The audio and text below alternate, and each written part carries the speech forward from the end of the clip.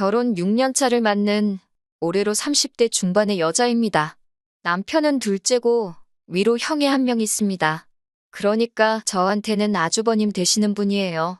제가 남편하고 결혼할 때는 아주버님은 아직 결혼을 하지 않은 상태였습니다. 아주버님과 남편이 나이차가 많이 나지는 않는데 직장이 따로 없었거든요. 구제불능에 못 써먹을 사람까지는 아니었고 좋은 대학 나와서 괜찮은 회사 다니다가 다니던 회사 그만두고 수험 준비를 하고 있던 상황이었습니다. 회계사 준비를 하고 있었고 저희가 결혼하고 나서도 한참이 지난 뒤에 합격을 했네요. 제가 볼 땐 제 남편이라서가 아니라 둘째인 제 남편이 진국이고 훨씬 실속 있는 사람인데 아주버님은 장손이라고 해서 집안의 기대는 기대대로 이쁨은 이쁨대로 다 받으며 집안 지원 있는 대로 몰빵 받은 분이에요. 제가 옆에서 쭉 지켜봐오며 느낀 바로는 둘째인 남편이 엄청 서운했겠다 싶을 정도로 그도가 지나치다 싶을 정도였습니다. 아주버님이 명문대 나오고 이름 있는 회사를 다녔거든요. 그런데 난데없이 회계사를 하겠다고 회사를 그만뒀고 당시 30대의 나이로 이뤄놓은 것 다 포기하고 꿈을 쫓아 도전을 한다는 모습이 대단해 보였는데 그게 아니더군요. 남편 말에 의하면 회사 생활에 적응을 못한 게 가장 이유가 컸고 회계사의 뜻이 있던 게 아니라 돈을 좀 번다더라 하는 이야기를 들어서 시작한 거라고 해요. 회사 그만둔 지가 한참인데 남편 말에 의하면 솔직히 합격이나 할 수 있을지 싶답니다. 수험 준비 시작하면서 처음에는 자기가 그동안 회사 다니며 모아둔 돈 쓰겠다고 했다는데 모아놓은 돈도 그렇게 많지 않았고 결국 집안 지원을 또 받기 시작한 거예요. 그것 때문에 저희 결혼할 때도 시부모님이 첫째 뒷바라지 해줘야 한다고 지원을 많이 못 해주신다고 했습니다. 남편이 많이 기분이 나빠 보였고 저한테도 미안하다고 사과했어요. 어차피 저도 친정에서 지원 최대한 안 받으려던 생각이라서 크게 문제될 거 없다고 했습니다. 그런데 막상 결혼 준비 시작했더니 남편이 처음에 자기가 모아놓았다는 돈의 액수를 제가 정확히 기억하는데 1,000만 원 정도 줄여서 말하더라고요. 뭔가 느낌이 쎄해서 캐고캐고해서 알아보니 아주버님이 공부하면서 동생인 남편에게까지 손을 벌렸던 겁니다. 액수가 액수기도 하고 한푼이 아쉬운 상황이다 보니 제가 눈치를 못 챌 수가 없었고 그것 때문에 남편한테 파혼까지 들먹이면서 한바탕 했었습니다. 여태까지 아주버님 첫째라고 해서 집안 지원 몰빵 받아왔고 아들 결혼하는데도 시부모님이 첫째 해줘야 한다고 너한테 돈 한 푼 해줄 수 없다고 하지 않았느냐. 이런 식으로 벌써부터 가족들한테 돈 주고 하면 네 손에 뭐가 남겠냐고 하면서 남편에게 자꾸 이런 식이면 저는 이 결혼 안 하겠다고 해버렸어요. 받은 거 쥐뿔도 없으면서 평생 가족들 뒷바라지만 하면서 살 거면 나까지 끌어들이지 말고 혼자서 하라고 말이죠. 남편이 그때 정신을 크게 차렸다고 아직도 저한테 그때 그렇게 말해줘서 고맙다고 하고는 합니다. 아무튼 그 덕에 저는 남편을 얻었지만 아주버님과는 잘 지낼 수가 없었네요. 남편한테 손 벌린 사실도 알게 되었고 무엇보다 남편이 앞으로는 아주버님을 도와줄 수 없다고 못을 박아버렸으니 아주버님 입장에서도 제가 엄청 눈엣 가시 같은 존재였을 거예요. 다행인 건 동생한테 손 벌린 지 자신이 쪽팔린 줄은 알았나 본지 시부모님한테까지는 나서서 저를 반대하지 못했다는 거예요. 아주버님 딴에는 그 나이 먹고 부모님 등골 빨아먹는 느낌이 들어서 동생한테 돈을 빌린 거고 나중에 성공하면 갚겠다고 하고 남편 돈을 빌린 것 같은데 나중에 이야기하겠지만 그렇게 은혜 갚을 줄 아는 사람은 아니더라고요. 그리고 저희는 결혼을 하게 되었습니다.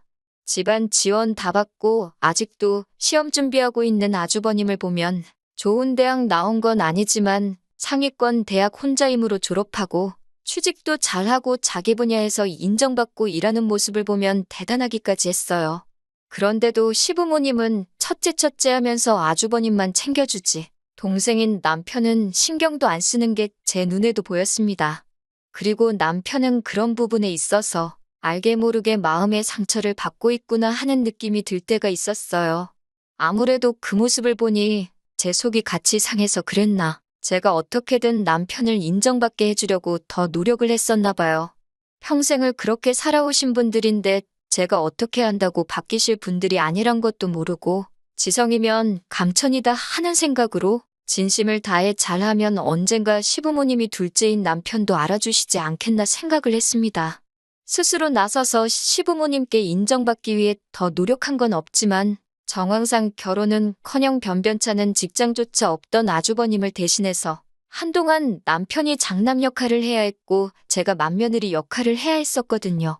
첫째 사랑에 눈이 먼 사람이라고 생각했는데 비싼 돈 들여가며 대학 보내고 열심히 공부시켜 겨우겨우 취직시켜놨더니 얼마 되지도 않아서 회사 그만두고 시험 준비만 5년을 넘게 하고 있으니 그걸 지켜보는 시어머니 또한 마음이 말도 아니었나 봐요. 제가 알아보기로는 회계사 시험이 평균적으로 3년에서 4년 준비하면 합격들을 한다고 하는데 시어머니도 그걸 모르고 계시지는 않을 테고 별 소득 없이 저렇게 돈이며 쌀이며 축내고 있으니 좋게만 보이시지는 않았을 거예요. 그런데 그 와중에 남편하고 제가 장남 역할에 맏며느리 역할 잘 해내고 가끔씩 찾아뵈서 용돈도 조금 드리고 식사 대접하고 자식돌이를 잘하고 있으니 둘째인 남편을 대하는 태도가 조금 달라지신 느낌이었어요. 이런저런 번거로운 일까지 대신 처리하고 해결해주고 있으니 장손만 애지중지하던 시부모님도 남편의 공을 인정해주기 시작하신 거예요. 남편도 그걸 눈치챘는지 한동안 엄청 좋아 보였고 저도 남편이 좋으니 덩달아 같이 좋았습니다. 그런데 사람이 쉽게 변하지 않는다고 믿는 도끼에 발등 찍힌 정도는 아니지만 남편도 저도 굉장히 실망하게 되는 사건이 있었습니다. 시아버지께서 계단에서 발을 헛디디면서 크게 다치시는 바람에 병원에 길게 입원을 하시게 되었어요. 그때 어머님이 저를 부르시더니 저한테 어쩔 수 없는 선택을 강요하시더군요. 제가 병원에 가서 아버님 병수발을 들거나 공부하는 아주버님 끼니 챙겨주면서 뒷바라지를 해주거나 둘 중에 하나를 해야만 한다고 하시더군요. 솔직히 둘 중에 어느 것 하나 하고 싶은 일이 없었는데 그걸 골라서 해야 한다는 게 더 어이가 없었습니다. 이 허울뿐인 맏며느리 자리도 싫었고 여태까지 잘했던 게 소용이 없구나 하는 생각을 갖게 되었어요. 만약 아주버님이 집안 지원 받아 들어간 회사에 조용히 머물러 있고 자리 잡아 결혼까지 해서 제대로 장손 노릇을 하고 있었다면 둘째인 제가 맏며느리 소리 들어가며 이런 일을 고민할 필요도 없는 거잖아요. 지원은 아주버님이 몰빵을 받았으니 시부모님 노후 책임지는 것도 이런 상황에서 발벗고 나서야 하는 것도 아주버님이어야 한다고 생각했어요. 그리고 솔직히 똑같은 공부를 5년이나 넘게 했는데 그 장소가 병원이면 어떻고 집이면 어떻냐 싶었습니다. 병원 가서 공부를 못하겠으면 솔직히 아주버님 나이가 몇인데 그 나이가 되도록 밥도 혼자 못 챙겨 먹어서 제가 밥까지 챙겨줘야 하는지 이해도 가지를 않았어요. 공부하려면 밥 해먹는 시간도 아깝다고 아주버님 편을 드는데 여태까지 노력한 게 허사라는 생각이 들었습니다. 울며 겨자 먹기로 결국 아버님이 입원하신 2달간 아주버님이 저희 집에서 한동안 신세를 졌어야 했습니다. 저는 그때 오만정이 떨어져서 남편한테도 이제 딱 남들 하는 만큼의 도리만 하고 시가와는 거리를 두고 지냈으면 좋겠다고 선언했습니다. 남편도 자기 형이 우리 집에 와서 지내는 동안 크게 실망을 했나 봐요. 어머님이 남편한테도 매일같이 전화해서 제가 아무래도 아주버님 밥을 제대로 안 챙겨줄 것 같으니 퇴근길에 고기도 사가고 뭐도 사가고 아주버님이 좋아하는 것들 주르륵 읊으시면서 남편을 닥달했나 봅니다. 남편도 그간 인정받는 느낌에 기분이 좋았었는데 저처럼 다 잡치고 말았던 거예요. 그래서 그 뒤로 시댁에 방문하는 것도 줄이고 줄어든 만큼 외식도 안 하고 용돈도 줄어드니 시부모님도 우리가 갑자기 왜 그러나 생각하시고 눈치를 채셨나 봅니다. 명절날이나 가족들 모인 자리에서 아주버님한테 너도 얼른 공부 마치고 합격해서 자리 잡아야 하지 않겠니 하면서 눈치도 주고 잔소리를 하시기도 하고 동생네 보라고 하면서 저희를 들먹이며 아주버님하고 비교를 하기도 하셨지만 저희들 떠나간 마음은 돌리지는 못했어요.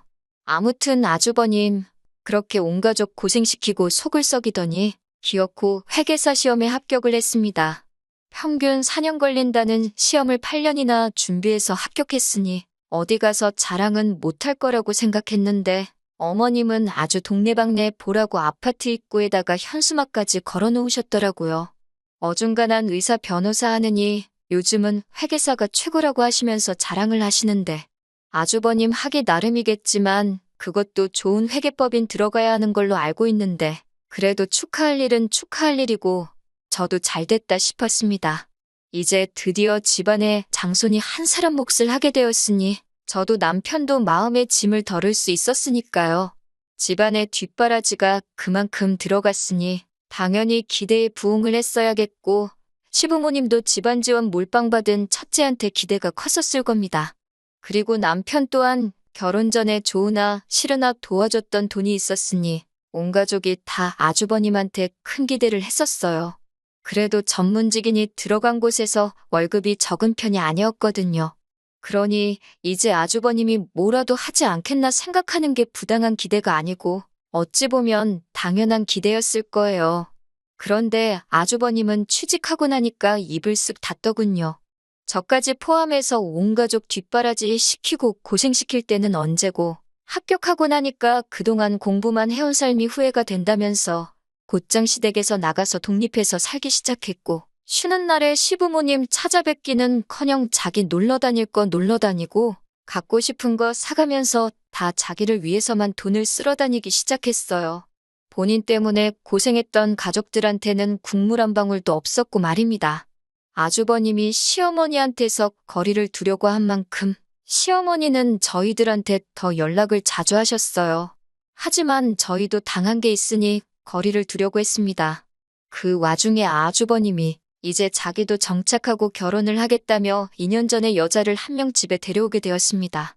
아주버님이 시험 준비하면서 쓸데없이 보낸 시간도 있고 해서 나이가 적은 편이 아니라 결혼은 다 했다고 생각했는데 정말 의외였어요. 아주버님이 형님을 집에 처음 소개시켰을 때 집안은 아주 난리도 그런 난리가 없었어요. 아주버님 나이도 많은데 형님은 아주버님보다 2살이 더 많았거든요.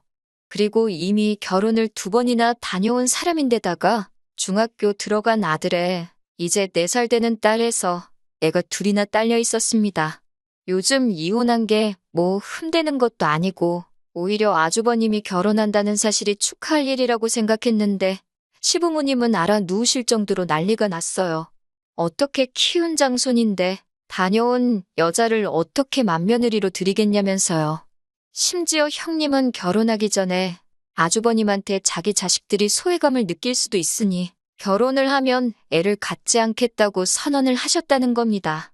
제가 이해가 가지 않았던 부분은 이미 형님한테는 시다른 자식이 2이나 있는데 자식들이 소외감을 느낀다고 아이를 안 갖는다고 미리 못을 박았다는 점입니다.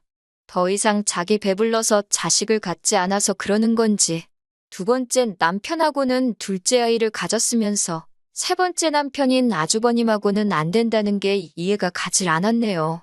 시부모님도 그 말을 듣고 억장이 무너졌는지 다녀온 여자를 맏며느리 삼는 것도 모자라서 이젠 남의 집 자식한테 우리 집 대를 이어주겠네 하시며 아주버님한테 그 결혼을 하면 연을 끊는다니 어쩌니 하면서 아주 난리도 아니었습니다. 그런데 결국 2사람은 결혼을 하게 되었습니다. 형님네가 알고 보니 엄청난 부자였거든요. 아파트 가진 것만 3채를 가지고 있었어요. 배운 게 없어서 젊어서부터 이 장사 저 장사 하면서 돈을 엄청 모았다고 하는데 무슨 장사인지는 말을 안 해주는 걸 보니 떳떳한 장사는 아니었던 것 같습니다. 과거가 뭐 중요한가 싶고 크게 신경 안 쓰려고 했는데 형님한테 조금 실망을 하기도 했습니다. 저는 당연히 2사람이 인연으로 강하게 묶여있고 서로 사랑해서 결혼을 하는 거라 생각했는데 그게 아니었어요. 아주버님은 형님의 재력이 탐이 났던 것 같고 형님도 하는 말이 자기 자식이 학교 가면 엄마 직업 때문에 놀림받고 그런다고 하면서 새아버지를 그래도 사자 들어가는 전문직으로 구하고 싶었다고 하면서 그걸 자랑처럼 저한테 이야기해 주는데 그게 무슨 결혼인가 싶었습니다. 뭐 서로 원하는 바를 서로에게서 취할 수 있으니 그걸 윈윈이라고 볼 수도 있었겠지만요. 결혼하는데 집이며 뭐며 비싼 돈 들어갈 거는 다 해온다고 하는데 솔직히 아주버님한테 집안 자원 몰빵한 데다가 노후도 보장받을 수 없을 것 같은 분위기에 시부모님 입장에서 형님이 내건 조건을 무시할 수는 없으셨던 거예요. 거기에 아주버님 나이도 있다 보니 더 좋은 결혼 자리는 못 찾겠구나 생각했기 때문에 두 사람의 결혼을 마지못해 허락하시더라고요. 저도 이제 드디어 이 지긋지긋한 맏며느리 자리를 내려놓게 되는구나. 마음에 짐 좀 덜고 살겠구나 생각이 들었어요. 싫다 했지만 아주버님 자리 못 잡은 상황에 남편도 자기 가족이라고 신경을 쓰고 있으니 겉으로는 안 한다 해도 정말 기본적인 일은 해야 했었거든요. 그런데 결혼 전에 결혼만 하게 되면 시부모님한테 엄청나게 경제적으로 지원을 해줄 거라고 호언장담하던 형님이 얼굴을 싹 돌려버렸나 봅니다. 끼리끼리 논다더니 두 사람이 아주 염치없고 말 바꾸는 데는 선수인 것 같았어요. 저희가 찾아가질 않으니 시어머니가 저희 집까지 오셔서는 형님 뒷담화를 그렇게 하고 역시 믿을 건 너네밖에 없다면서 여전히 저한테 맏며느리의 역할을 강요하셨어요. 당장 아주버님 직장 없을 때는 식구 늘려서 뭐하냐며 저희 보고 자녀 계획은 천천히 세우라고 하셨던 분들이셨거든요. 그런데 시어머니는 너네도 하루빨리 대를 이을 아들을 가져야지 하면서 손주 타령을 저희한테 하기 시작하셨습니다. 솔직히 저도 아이를 갖기에는 이제 노산이기도 하고 자의반 타의반으로 그동안 아이 없이 생활하면서 남편과 둘이서만 잘 지내도 좋겠다는 생각을 가지고 있었습니다. 그래서 더 이상 아이를 가질 생각도 없기도 했고 더더욱이 아이가 생기면 대를 잇는다느니 내려놓기로 했던 맏며느리 자리마저 다시 저에게 돌아올 것 같아 전혀 할 생각이 생기질 않는데 자꾸 저한테 그런 기대를 하시니 참 알게 모르게 스트레스더군요. 그래도 여태까진 남편이 중간 역할 잘해주면서 이 결혼에 대해서 후회한 적 한 번도 없었는데 장손만 중요한 집구석 둘째와 결혼한 걸 진심으로 후회하게 만드는 일이 생기게 되었습니다. 시어머니께서 꼭 좀 도와달라고 몇 달 전부터 사정사정하신 일이 있어서 거길 제가 대신 다녀오는 길이었습니다. 고생해가며 일을 마치고 서류랑 해서 전해드릴 것도 있고 해서 시댁으로 찾아갔습니다. 어머님은 저보고 수고했다고 하시고 밥 차려줄 테니 밥 먹고 가라고 하시더라고요. 거르기에는 시간도 애매하고 남편도 야근이 예정되어 있어서 저도 그냥 차려주신 거 먹고 그날 식사는 땡쳐야겠다 생각하고 알겠다고 했습니다. 시어머니가 며느리한테 상다리가 휠 정도로 진수성찬을 차려주실 거라고 기대는 하지 않았지만 어디 배달음식 받고 딸려온 밑반찬에 있던 김치 하나를 꺼내주시더니 제 앞에 라면을 냄비째 올려놓으시더라고요. 집에 이것밖에 없다고 하시면서 그 흔한 계란 하나 깨넣어주지 않으셨어요. 파라도 썰어서 올려주셨다면 그렇게 서운하지도 않았을 텐데 정말 그냥 라면 하나 덜렁 끓여서 줄 거라고는 상상도 하지 못했네요. 정 먹을 게 없었으면 먹고 가라는 말을 하지 마시지. 동네 김밥집 하다못해 그냥 짜장면 한 그릇을 시켜주셨어도 그렇게 어이가 없지는 않았을 겁니다. 제가 밥 한 끼 제대로 얻어먹겠다고 제 시간 버려가며 어머님 심부름 한 건 아니지만 이건 해도 너무했다 싶었습니다. 안 먹고 가면 안 먹고 간 대로 뭐라 싫은 소리 할까봐 그 라면을 코로 먹는지 입으로 먹는지 모르게 후루룩 때려 넣게 되었네요. 시어머니는 제가 먹는지 마는지 별로 관심도 없어 보였는데 제가 자리에서 일어나니 그때부터 저를 힐끔힐끔 쳐다보길래 왜 그러시나 했습니다. 먹은 거 싱크대에 담그러 가니까 그때서야 저한테 차려줄 것도 없으면서 밥 먹고 가라고 한 이유를 딱 알겠더라고요. 설거지거리가 잔뜩 쌓여있더군요. 필연적으로 제가 그걸 목격하고 설거지까지 해놓고 갈 줄 알았나 봅니다. 제가 그걸 뭐하러 하겠나요. 저도 눈치 못 챈 척 잘 먹었다. 이제 가봐야겠다 말하고 자리에서 일어나 버렸죠. 시모는 제가 당연히 그걸 하고 갈 줄 알았는지 약간 의외라는 듯이 당황을 하더라고요. 먹은 거 담궈놨냐고 재차 물어보시길래 설거지가 많이 쌓여 있어서 옆쪽에다 그냥 뒀다고 확인사살을 해드렸어요. 시어머니가 저를 배웅해주는 척 하면서 요즘 어깨가 너무 결린다느니 어쩐다니 하면서 집안일이 힘들다 저한테 넌지시 눈치를 주시는데 더 있다가는 설거지 좀 해달라고 아예 돌직구를 날릴까봐 잽싸게 문 밖으로 나왔습니다. 엘리베이터 타고 내려와 집 쪽으로 가고 있는데 멀리서 누가 저를 부르더라고요. 보니까 형님과 아주버님이었습니다. 아주버님은 저를 원래 안 좋아하니 고개만 까딱하고 인사를 하는데 형님이 괜히 저한테 친한 척을 하더라고요. 형님이 안 그래도 자기 혼자 있을 생각에 갑갑했는데 저를 만나서 반갑다면서 자기 시댁에 있는 동안 말상대나 좀 해달라더라고요. 장사하던 사람이라 그런지 아주 사람 정신을 쏙 빼놓는데 저도 모르게 엉겁결에 붙들려서 다시 시댁에 들어와 버렸어요. 그런데 시어머니는 제가 왔을 때랑은 다르게 아주버님네가 온 사실을 알고는 버선발로 마중을 나오시더군요. 나오자마자 형님 손부터 보는 걸 보니 오늘은 혹시 뭘 준비했나 보려는 것 같았어요. 형님은 그런 어머니 다루는 게 익숙한지 급하게 오느라 오늘은 아무것도 가져오질 못했다고 아쉬운 듯이 상황을 넘기더라고요. 엉겁결에 따라 들어온 제가 집에 갈 타이밍을 못 잡고 있었는데 어머님이 저를 갑자기 부르시더니 거기 가만히 서 있을 거면 자기 좀 도우라고 하면서 베란다 안쪽에 보면 얼마 전에 들어온 옥돔이 하나 있다고 그걸 꺼내와서 저보고 구워내오랍니다. 자기 심부름 대신 해주고 고생해서 들어온 저한테는 고작 라면 하나 끓여줘 놓고서는 돈 많은 아주버님 내외한테는 비싼 거 먹여주라는 그 신부도 열받는데 그 식사 준비를 저보고 하라고 하니 어이가 없었습니다. 그래도 그간 저한테 살갑게 대하고 경우가 있다고 생각한 형님도 그 어이없는 상황에 거절하는 그런 모습은 하나도 없고 오히려 식탁에 의자 꺼내서 앉더니 멀뚱히 밥 차려지길 기다리고 있더라고요. 원래부터 저랑 사이 안 좋은 아주버님은 뭐 말할 것도 없고요. 자기가 시댁에 돈 가져다 주는 게 있으니 제가 받는 대우가 당연하다는 듯이 저러고 있는 걸 보니 부하가 치밀더라고요. 그래서 그냥 자리에서 일어나가지고 집으로 돌아와 버렸네요. 제 뒤에다가 대고 뭐라 했는데 너무 열이 받아서 솔직히 뭐라고 했는지 듣지도 못했어요. 그렇게 집에 들어오니 일 때문에 늦는다던 남편이 회사 일이 어떻게 잘 해결되었다며 평소보다도 일찍 퇴근해서 집에 있더군요. 제 표정을 보더니 무슨 일이 있냐고 묻는데 평소였으면 제가 그냥 참고 넘어갔겠지만 그날은 너무 열받아서 다 말해버렸어요. 남편 얼굴이 순식간에 일그러지더니 저보고 당장 시가로 같이 가자더군요. 그렇게 시가에 도착하자마자 남편은 문을 벌컥 열고 들어가선 신발도 안 벗은 채로 그대로 집 안으로 들어가더군요. 그 와중에 옥돔은 직접 구워서 준 건지 생선 대가리랑 뼈만 앙상하게 남아가지고 식탁에 있었고 어머님은 아주버님네 먹으라고 과일까지 내주고 설거지를 하고 계셨어요. 그 와중에도 어머님은 뭐가 그렇게 할 말이 많으셨는지 당신이 기어이 며느리 먹으라고 밥까지 직접 차려줬는데 며느리란 게 시험이 도와서 설거지는 못할 망정 아주 행패를 부리고 돌아갔다고 하면서 저를 나무라기 시작하더군요.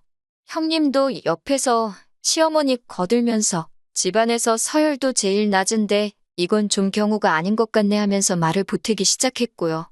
남편이 형님이 입을 열자마자 넌 좀 닥치고 있으라고 한마디 세게 하더군요. 형님은 물론 옆에 있던 아주버님마저도 남편 기세에 눌려서 깜짝 놀라더니 아무 말도 잊지 못하더라고요. 어머님이 남편한테 말버릇이 그게 뭐냐고 노발대발 하시고 남편은 그동안 쌓여있던 걸 다 쏟아내기 시작했습니다. 지원은 있는 대로 형님한테만 전부 해줘놓고 효도는 똑같이 받으려 하실 때도 자기가 언제 뭐라 한 적 있느냐고. 그런 것 전부 다 견딜 수 있지만 첫째와 둘째에 대한 차별을 가지고 제 아내한테까지 끌고 오는 건 참을 수 없다고 하더군요. 막말로 여태까지 키워주신 것에 대한 도리는 여태까지 한 것만 가지고도 충분히 갚을 수 있을 것 같고 형님이 나한테 1,000만 원 빚진 게 있으니 혹시나 아직 모자란 것 같으시면 형님한테서 받으라고 하더군요. 둘째 장남노릇 맏며느리 노릇하는 거 오늘로 끝내고 어머니가 이 사람한테 형님들 밥 차리라고 시켰으니 이젠 자식 대우가 아니라 어디 식모 부엌대기 대우를 받았으니 자식 노릇하는 것도 오늘로 끝내겠다 선언을 하더군요. 앞으로 효도받을 일 있으면 진짜 자식 찾아 하시라고 말하고 그래도 이런 말은 얼굴 보고 하는 게 예의인 것 같아 구태여 찾아온 거라고요. 앞으로 얼굴 보고 지낼 일 없을 테니 장손한테 효도 잘 받으시며 건강히 잘 지내라고 말하고 밖으로 나왔습니다. 어머니는 어이가 없다는 듯이 니들이 해준 게 뭐가 있다고 억울하다 큰 소리를 치냐면서 아주 니들끼리 잘 먹고 잘 살라 하십니다. 당신들끼리 잘 먹고 잘 살 테니까 나중에 아쉽다고 찾아와서 바짓가랑이를 붙잡고 기어도 당신은 모른다고 외려 큰 소리를 치시더군요. 그동안 부당한 대우 숱하게 당해왔지만 남편에게 말한 적은 처음이에요. 그리고 남편도 내심 제가 희생하는 거 알고 있었는데 제가 못 참겠다고 처음 말을 꺼내니 과감하게 자기 부모님한테 큰 소리도 낼 줄 알고 솔직히 다시 받습니다. 천륜을 끊어낼 수는 없겠지만 적어도 저를 위해 이렇게 목소리 높일 수 있는 사람이라는데 다시 받고 제가 남자 하나는 잘 골랐구나 하는 생각이 들었네요. 참 사람 일이 우스운 게 돈 많은 아주버님이 있는데 니들이 그래봤자 뭐가 무섭냐는 식으로 나오셨던 시어머니한테서 얼마 전에 전화가 왔네요. 미안했다고 하시면서 남편한테 말 좀 잘 해달라나요. 형님 입장에서는 아주버님이 집안 지원 다 받고 자랐던 건 둘째치고 아주버님이 형님한테 자기 부모님은 동생이 모실 거라고 시부모님 노후 걱정할 필요 없다는 식으로 평소에도 말했었나 봐요. 형님이 보기에도 맏며느리 역할 제가 다 하고 있으니 아주버님 말이 진짜겠거니 믿은 거고요. 그런데 그날 남편이 한바탕 하고 간 꼴을 보니 장사하는 사람이라 그런지 계산이 엄청 빨리 섰나 봐요. 이거 시부모님 쥐뿔도 없는 것 같은데 남편이라고 수험 준비하는 거에 올인해줘서 빼도 박도 못하게 시부모님 노후를 책임져야겠구나 하는 계산 말이죠. 그리고 그 계산 중에 자칫하다간 자기가 힘들게 벌어놓은 돈 가지고 효도를 할 수도 있겠다는 생각을 했는가 봅니다. 적당히 전문직 남편 구해서 신분 세탁하고 자기 자식들 호강시켜주면서 벌어놓은 돈 편하게 쓰려고 했는데 막상 그 돈이 자식들이 아니라 시부모 호강시켜줄 수도 있다는 생각을 하니 아까웠나 봐요. 형님 입장에 이미 이혼을 2번이나 했는데 3번이 뭐가 어려웠겠어요? 형님은 아주버님한테 이혼을 무기 삼아서 시부모님하고 연을 끊던가 갈라서던가 하라고 했답니다. 아주버님은 별로 아쉬운 기색도 없이 시부모님 손절해버리고 형님이 가지고 있는 돈을 택했고요. 집안 지원 다 가져간 첫째한테 효도받으며 노후를 보낼 줄 알았는데 이도저도 아닌 낙동강 오리알 신세가 돼버린 겁니다. 어찌나 칼 같은지 전화해도 통받지도 않고 그동안 뻔질나게 찾아와서 밥 얻어먹고 갔는데 이젠 코빼기도 안 비춘다고 하더라고요. 결국 그날 저녁에 남편한테 이 이야기를 했어요. 솔직히 이 이야기를 전할까 말까 고민 많이 했습니다. 이 상황에 솔직히 아무리 그렇게 갈라섰다고 한들 자식된 입장에서 얼마나 마음 아프고 신경 쓰일 일이겠어요?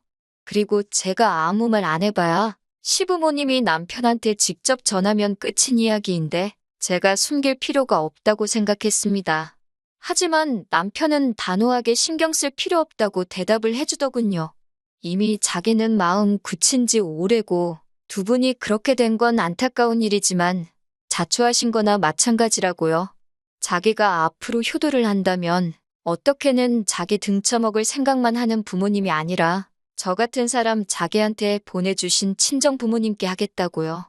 뿌린 대로 거둔다는 말이 무색하게 공들여 지은 자식 농사를 가지고 시부모님은 수확도 못 해보고 옆에 잡초인 줄 알고 그냥 자라게 내버려둔 남편은 이제 줄기를 틔우고 황금열매를 맺었는데 황금열매를 맺은 나뭇가지가 옆집 담장으로 넘어가 버려 수확도 못하고 침만 삼키며 쳐다보고만 계시네요.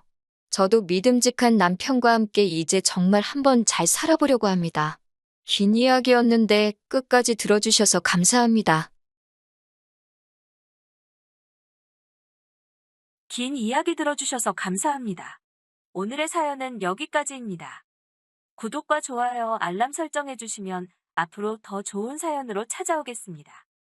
감사합니다.